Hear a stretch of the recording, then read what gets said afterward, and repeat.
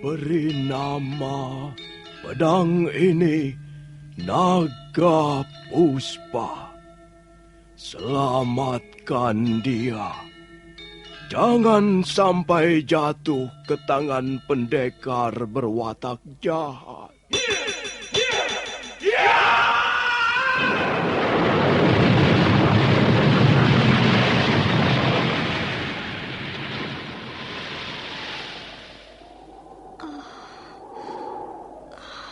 Kakang Kamandanu, kau masih juga tidak percaya bahwa aku mencintaimu. Mesin, maafkan aku, Mesin. Mesin, Mesin.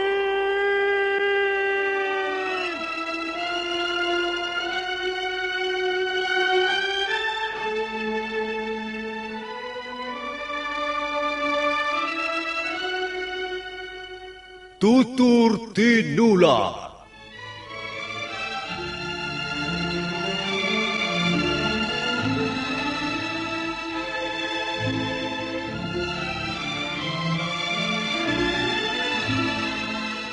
Sebuah sandiwara radio serial, produksi Sanggar Cerita dan teater Sanggar Prativi. Sebuah kisah dengan latar belakang sejarah runtuhnya Singasari dan berdirinya Kerajaan Majapahit.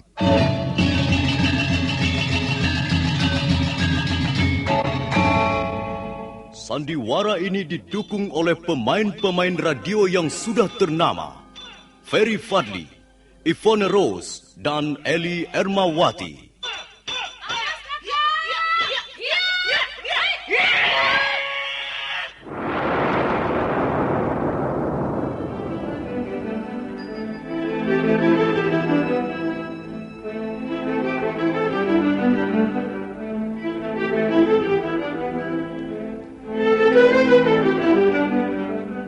Cerita ini ditulis dan disusun oleh S. Tijab.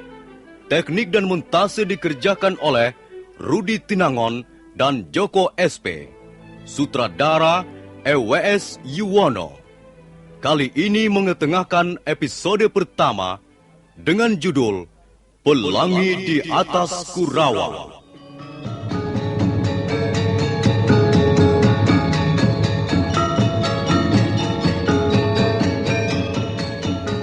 Dalam seri yang ke-11 ini, didukung oleh para pemain, Ferry Fadli sebagai Arya Kamandanu, M. Abud sebagai Arya Dwi Pangga, Marlon sebagai Dangdi, Eli Panca sebagai Nyi Rongkot, Asdi Suhastra sebagai Empu Ranubaya, Hari Aki sebagai Empu Hanggareksa, Lili Nur Indasari sebagai Nari Rate, Nusri pembawa cerita.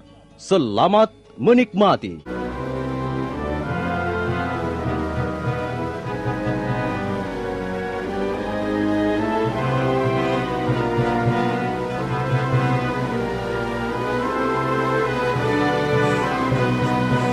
Arya Kamandanu sama sekali belum menangkap apa sebenarnya yang dimaksudkan Dangdi.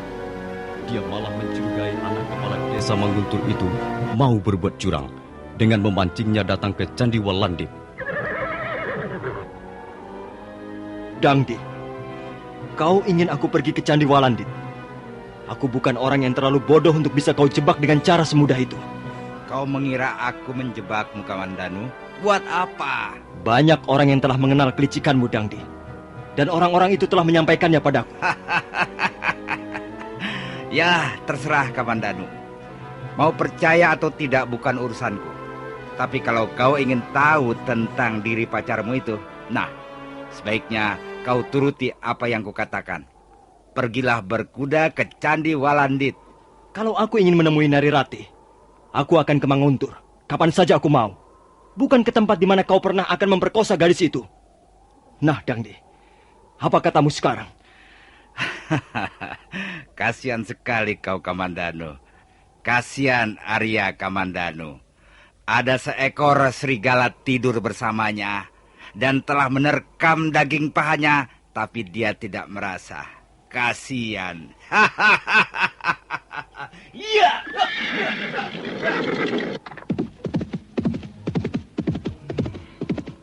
Apa maksud kata-kata Dangdi itu? Ada seekor serigala telah tidur bersamaku dan telah menerkam daging pahaku, tapi aku tidak tahu. Apa maksudnya? Masa bodoh. Orang seperti Dangdi memang banyak akalnya untuk mencelakakan lawannya.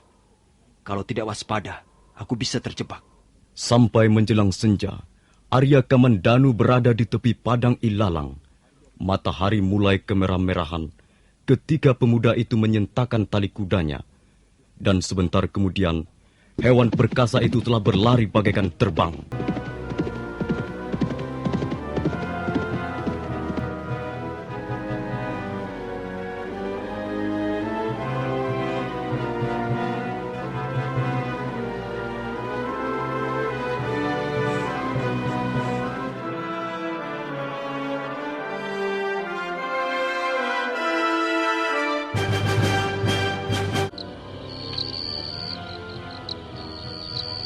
Aku berkelana mencari cinta ke desa-desa yang jauh.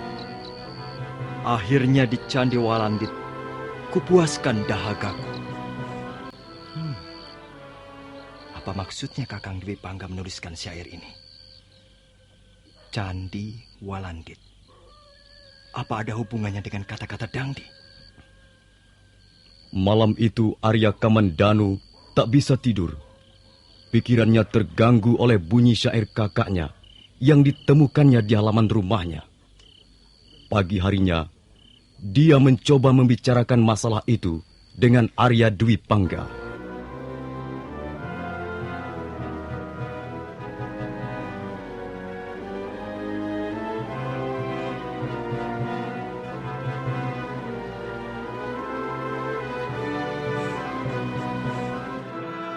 Aku menemukan sobekan daun rontal ini di halaman.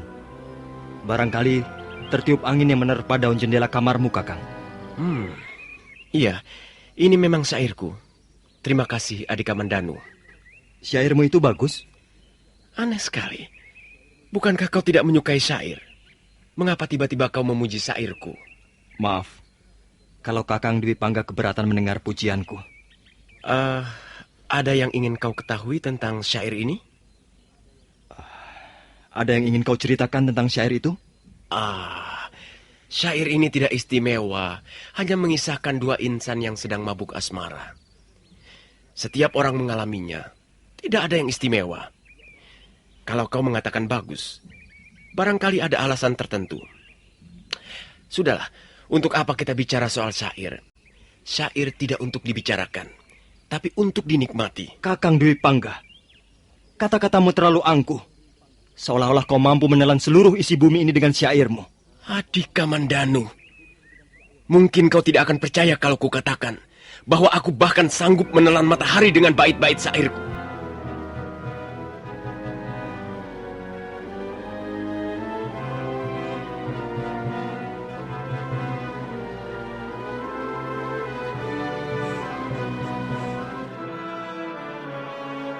Memang, sejak peristiwa beberapa waktu yang lalu yang menyangkut diri Nari Ratih, dua bersaudara itu nampak tidak rukun lagi.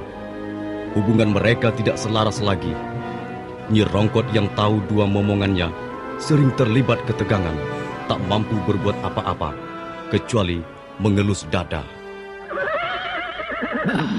Ger Kamandanu, mau kemana? Aku mau pergi, Bibi. Bibi jaga rumah. Jangan kemana-mana dulu sebelum aku kembali. Wah, kok semuanya pergi? Angger Dwi Pangga sudah sejak pagi tadi pergi belum kembali. Sekarang Angger Kamandanu juga mau pergi. Semuanya pada senang pergi. Biar aku saja yang sudah tua ini di rumah saja.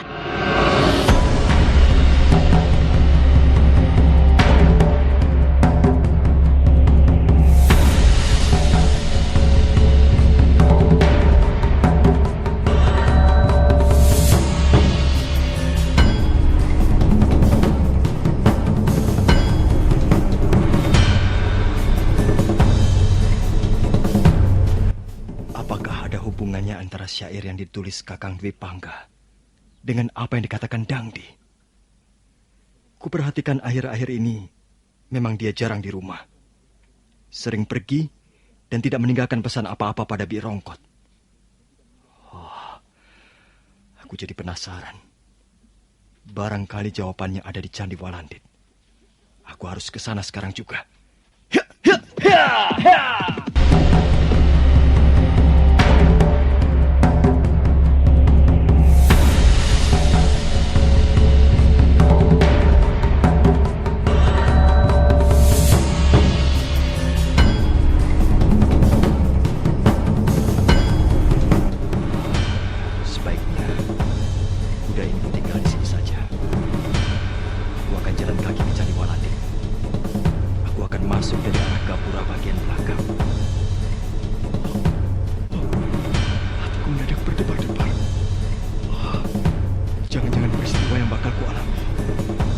Peristiwa yang menyakitkan. Setan.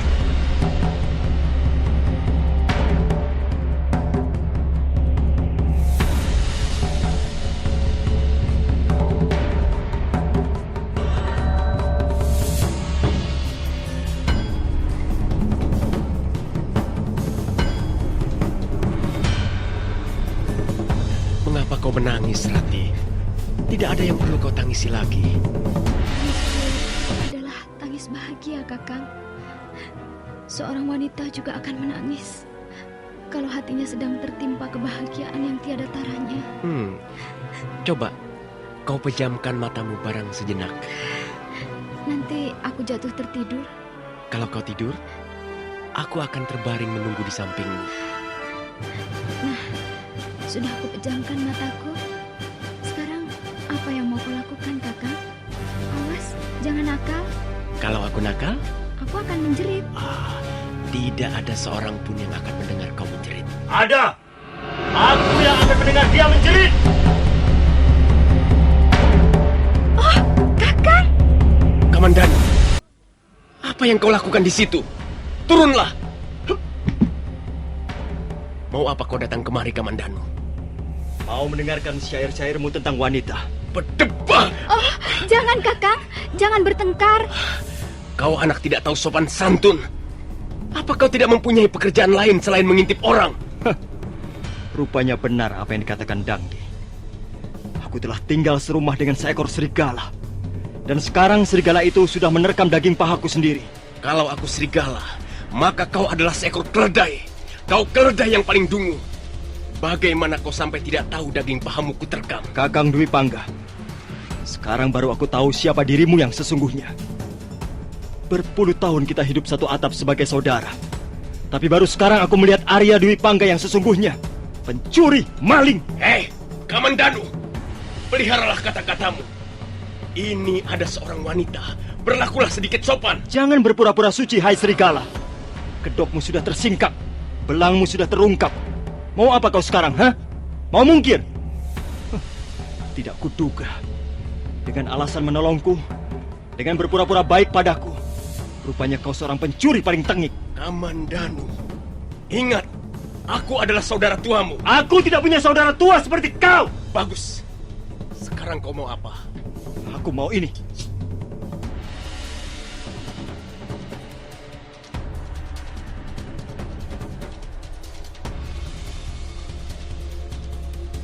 Hentikan semua ini. Narirati, minggirlah kau. Tidak, jangan Kakang Kamandanu. Jangan bertengkar dengan saudaramu sendiri. Aku tidak mempunyai saudara seekor serigala. Minggir. Sudahlah, Kakang. Akulah yang bersalah. Bukan kau yang bersalah, Narirati. Dia itulah yang menerkam dari belakang. Dia memang licik seperti serigala. Aku yang bersalah, Kakang. Narirati yang bersalah, bukan Kakang Dwi Pangga. Kau mau minggir atau tidak, Narirati? Minggirlah dan lihatlah. Bagaimana pisau ini akan menguliti serigala jahanam itu? Tidak. Minggir! Tidak. Lebih baik bunuhlah aku, Kakang. Karena akulah yang bersalah. Bunuhlah Narirati. Narirati. Kakang Dwi Pangga tidak bersalah. Akulah yang bersalah. Kalau kau mau membunuhnya, bunuhlah aku lebih dulu. Oh, jahanam! Semua jahanam! Semua pencuri! Pencuri busuk!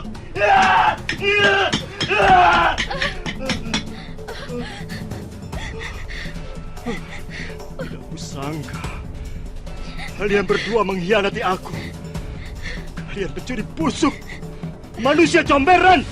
Wah, aku muak melihat kalian.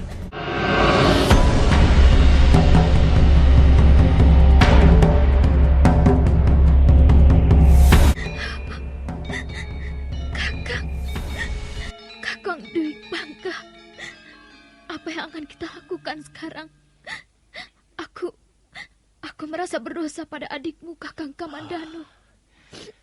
Tenanglah, Rati. Bukankah ini sudah menjadi tekad kita berdua?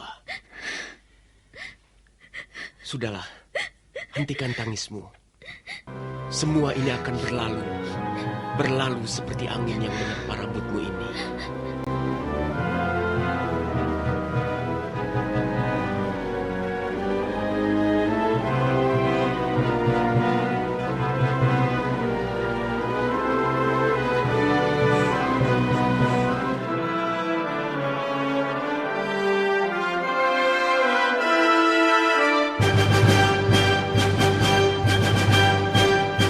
Arya Kamandanu merasa sangat terpukul melihat Nari Rati yang rupanya sudah terjerat oleh permainan asmara Arya Dwi Pangga kakaknya sendiri. Malamnya, dia tidak pulang ke rumahnya, melainkan terus berkuda dan tak tentu arah dan tujuannya. Di suatu saat, ketika bulan mulai tersembul di balik pundur bukit Kurawan, Arya Kamandanu melompat dari atas kudanya.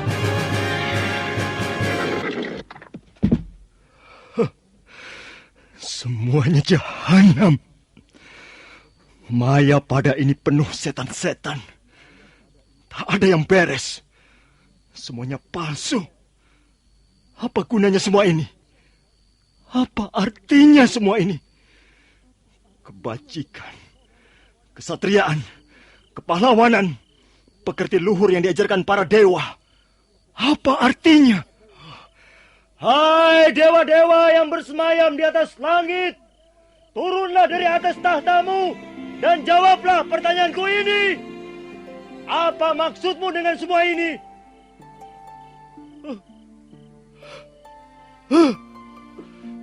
Mengapa kau bungkam? Mengapa kau membisu? Ayo jawablah pertanyaan Arya Kamandanu.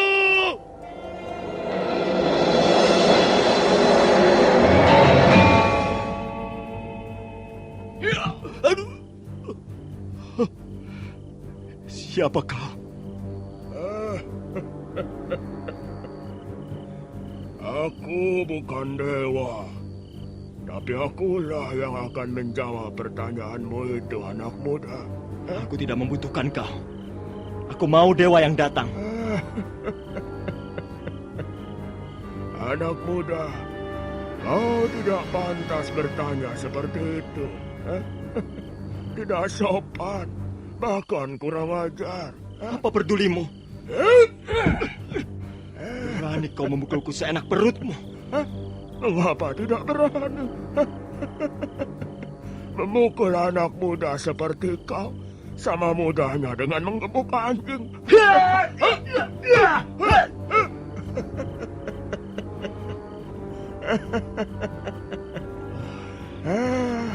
Sudahlah, tak ada gunanya kau menyerang.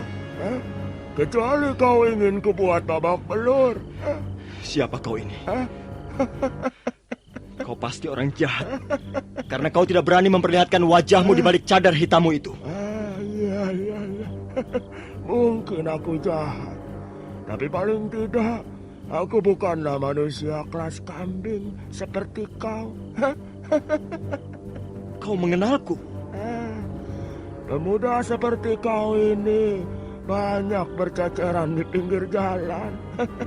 Pemuda kusut, pemuda berjiwa bekicot, tidak tahan bantingan. Kalau aku mempunyai anak seperti kau, sudah ku lempar ke dasar jurang biar menjadi makanan burung gagak. Iya, kau benar. Aku memang pemuda berjiwa bekicot. Aku pemuda tak berguna. Maka lebih baik aku mati saja. Bunuhlah aku. Bunuhlah aku, hai setan malam.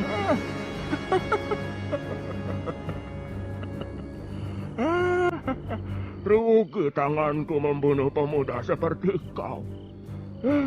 Lebih baik membunuh seekor babi hutan. Bisa dipanggang untuk makan malam. Hei, mau kemana kau? Aku tak ada waktu bicara dengan orang seperti kau. Tapi sebelum pergi, ingin kunasihatkan padamu. Jadilah pemuda yang tegar, penuh semangat. Kau tidak bisa merengek pada siapapun untuk memperbaiki nasibmu. Juga tidak bisa menyalahkan keadaan. Apalagi memaki-maki dewa yang menguasai jagat raya ini. Nah, ingat-ingatlah kata-kataku ini. Hawa nafsumu jangan sampai memporak-porandakan akal sehatmu. Siapa orang itu? Ilmu kanuragannya hebat. 2 kali kepalan tangannya menyambar tengkukku. Tapi siapapun dia, aku harus berterima kasih padanya. Arya Kamandanu merasa malu sekali. Kata-kata manusia bercadar hitam itu telah menyentuh ujung harga dirinya sebagai laki-laki. Karena itu, buru-buru dia menata kembali pikirannya yang sedang kalut, sebelum kemudian melompat ke atas kuda dan pulang ke rumahnya.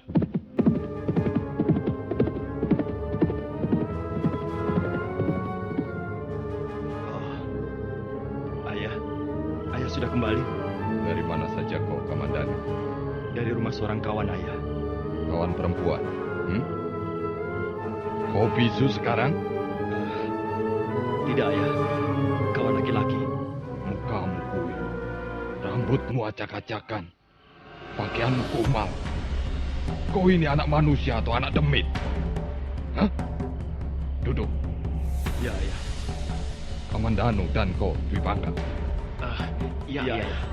Kalian berdua ini seperti anak-anak setan. Kalian telah membuat aku malu. Kalian telah mencemarkan nama baikku, nama baik Hanggareksa, ayahmu. Baru saja aku masuk perbatasan Kurawan, dan orang-orang sudah menyambutku dengan omong-omongan yang menyakitkan telingaku. Dwi Pangga, apa yang telah kau lakukan dengan Parwati, anak gadis Kidi Pangkaradasa? Hah? Jawab! Kau mempunyai lidah untuk menjawab, Dwi Pangga? Maafkan saya, Ayah. Saya mengaku bersalah. Dan kau, Kamandanu, dulu kau pendiam, kau penurut, dan aku bangga karena aku pikir kau mewarisi darah seorang ibu. Kau punya bakat mencipta barang-barang pusaka. Tapi sekarang aku kecewa. Kau sudah terjerumus bermain perempuan seperti kakakmu itu. Apa yang kau lakukan terhadap anak gadis Rekian Wuru? Huh? Dan apa yang kau lakukan terhadap Dangdi, anak kepala desa Manguntur itu? Ayo jawab!